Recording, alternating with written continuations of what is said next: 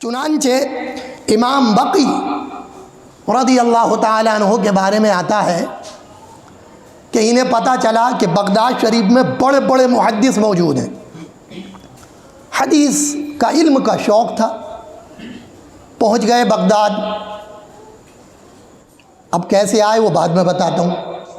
Baghdad میں پہنچے تو ایک مسجد کے اندر پہنچے تو وہاں لوگوں کا جھرم اٹھتا، اور ایک بہت بڑے محدث جلیل القدر، سمجھے صاحب، روب و دبدبے کے ساتھ لوگوں کے سوالوں کا جواب دے رہے ہیں، حدیث کے تعلق سے گفتگو ہو رہی ہے۔ امام بقی رضی اللہ تعالی عنہ اس مجلس میں جا کر بیٹھ گئے۔ لوگ سوال کر رہے تھے، انہوں نے بھی سوال کرنے شروع کر دیے کہ فلاں محدث کے بارے میں آپ کا کیا خیال ہے؟ انہوں نے کہا کہ وہ ثقہ ہیں۔ فلاں کے بارے میں کیا ہے کہ وہ اس طرح کے ہیں۔ فلاں حدیث کے بارے میں آپ کیا کہتے ہیں؟ اب انہوں نے لگاتار جب کئی سوال کر لیے تو لوگوں میں ایک شور برپا ہوا کہ اب ہمیں بھی سوال کا موقع دو، آپ ہی سوال کرے جا رہے ہیں۔ یہ پہلے کے ہمارے لوگ تھے کہ مجلس میں بیٹھے ہیں، سوال کر رہے ہیں، زیادہ سوال ہو گئے تو چیما گوئیاں ہو گئیں کہ ہمیں بھی موقع دیا جائے۔ لہٰذا انہوں نے پھر ایک سوال کر دیا۔ امام یحییٰ رضی اللہ تعالی عنہ اس مجلس کے استاد تھے، وہ حدیث بیان فرما رہے تھے، یحییٰ بن معین۔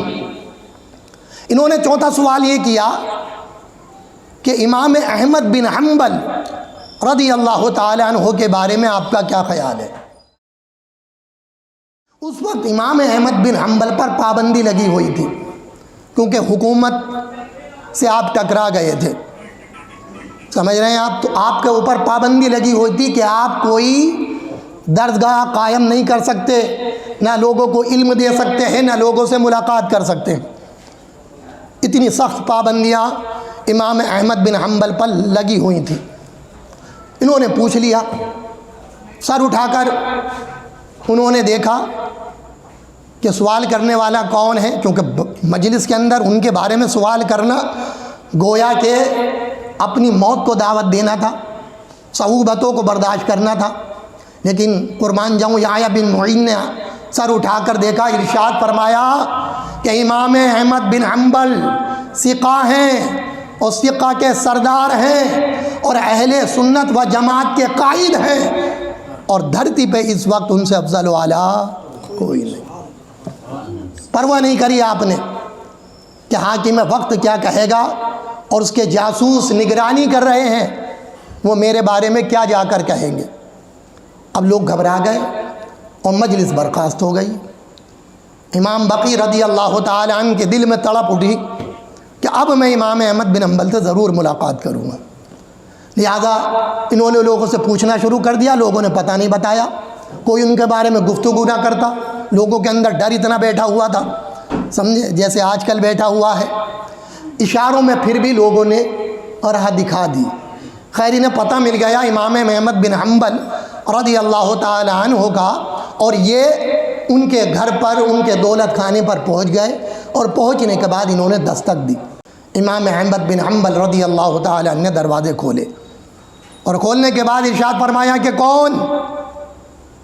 کہا کہ آپ کا غلام بقی۔ کیوں آئے ہو؟ کہ اس لیے آیا ہوں کہ آپ علم کا پہاڑ ہیں، چاہتا ہوں کہ آپ کے علم کی کچھ چینٹیں مجھے بھی مل جائیں، میرے اوپر بھی کچھ چھینٹیں آپ جو ہیں وہ برسا دیں۔ کہا پتہ نہیں تمہیں کہ بغداد کے حالات کیا چل رہے ہیں؟ عرض کی پتہ تو سب کچھ ہے، لیکن مجھے تو علم دین آپ سے حاصل کرنا ہے۔ اب نگرانی ہو رہی ہے، جاسوس گھیرے ہوئے ہیں، امام احمد بن حنبل کو فکر ہے ان کی کہ کہیں ایسا نہ ہو نوجوان مارا جائے۔ ارشاد فرمایا کہ جاؤ، واپس چلے جاؤ، تمہیں یہاں کے حالات معلوم نہیں۔ عرض کی کہ میں بہت دور و دراز سے، مغرب کے احاطے سے آ رہا ہوں، مغرب کے خطے سے آ رہا ہوں۔ کہا کہ افریقہ سے آ رہے ہو؟ کہا نہیں، افریقہ سے بھی بہت دور، افریقہ سے بھی اگر میرے ملک کا راستہ کیا جائے تو سمندر کو پار کرنا پڑے گا، وہاں سے آ رہا ہوں۔ کہاں سے آ رہے ہو؟ کہا اندلس سے آ رہا ہوں، اسپین۔ اللہ اکبر۔ اتنی دور سے کیسے سفر کیا ہوگا؟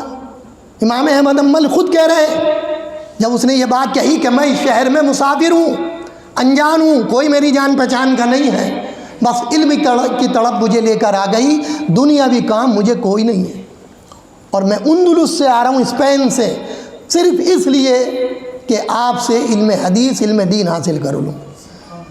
سمجھ رہے ہیں آپ؟ نوجوانی کی عمر میں اب امام احمد بن حنبل نے جب یہ تڑپ دیکھی تو نہ ہوئی، کہا کہ حکومت تمہیں مجھ سے ملنے نہیں دے گی، مارے جاؤ گے۔ کہا میں بھکاری بن کر آ جاؤں گا، یہ علم کی بات بتاؤں، بھکاری، فقیر بن جاؤں گا، فقیر کے کپڑے پہن لوں گا، حکومت کے جو جاسوس ہیں انہیں پتہ ہی نہیں چلے گا کون آ رہا ہے۔ بولے اچھا فقیر بن کر آؤ گے؟ بولے ہاں۔ بھیک مانگو گے؟ بولے جی حضور۔ تو آپ نے کہا ٹھیک ہے، ہم آپ کو ایک دو حدیث بتا دیا کریں گے، آپ بھکاری فقیر بن کر آ جایا کریں۔ لہٰذا یہ ایک سرائے میں جا کے ٹھہر گئے اور انہوں نے فقیرانہ لباس پہن لیا، دوات قلم چھپا لی اور کاغذ جو تھا اسے آستین میں اپنے چھپا لیا، اور یہ ان کا معمول تھا، یہ روز آتے دستک دیتے اور بھکاریوں کی طرح بھیک مانگتے، صدقہ دے دو۔ حضرت امام احمد بن حنبل دروازہ کھول دیتے، یہ اندر تشریف لاتے، حضرت امام احمد بن حنبل رضی اللہ تعالیٰ عنہ نے ایک حدیث یا دو حدیث، کبھی کبھی اس سے زیادہ بھی لکھوا دیا کرتے تھے اور واپس بھیج دیا کرتے تھے۔ اس طرح انہوں نے 300 احادیث حضرت امام احمد بن حنبل رضی اللہ تعالیٰ عنہ سے حاصل کی، اللہ، اور 300 حدیثیں حاصل کرنے کے بعد یہ اپنے وقت کے بہت بڑے محدث بن گئے، اللہ اکبر۔ لیکن انہوں نے آنا نہیں چھوڑا، مسافر بن کر رہے، سرائے میں رہے، اور فقیرانہ لباس، بھکاریوں کا لباس پہن کر علم دین حاصل کرتے رہے۔ امام احمد بن حنبل کے گھر پہ جاتے، دستک دیکھتے کہ صدقہ دے دو، بھیک دے دو، دروازہ کھلتا، اندر جاتے، علم دین حاصل کرتے، ایک دو حدیث لیتے اور واپس روانہ ہو جاتے، اللہ اکبر۔